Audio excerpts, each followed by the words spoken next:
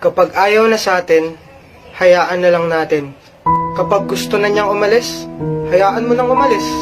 Kapag gusto na niyang bitawan ka, hayaan mo na lang siyang mawala.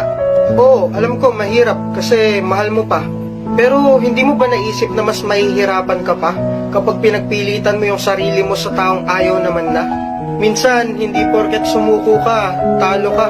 Minsan, sumusuko tayo kasi alam natin yun ang tama. Mali naman na kasing ipagsiksikan pa yung sarili mo sa taong pilit kang tinutulak papalayo. Hindi ka dapat magmakaawa na wag siyang mawala. Kasi unang-una, kung talagang mahal ka niyan, hindi niya gagawing solusyon ang hiwalayan.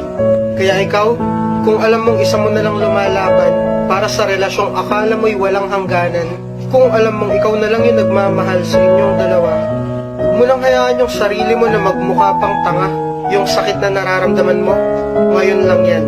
Kasi darating din naman yung punto na kung saan isang araw gigising ka na lang nang wala nang nararamdaman para sa taong akala mo dati hindi mo kayang mawala. Kaya kung ayaw na niya, sumuko ka na.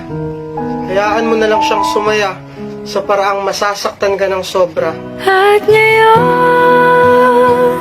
nandyan ka na.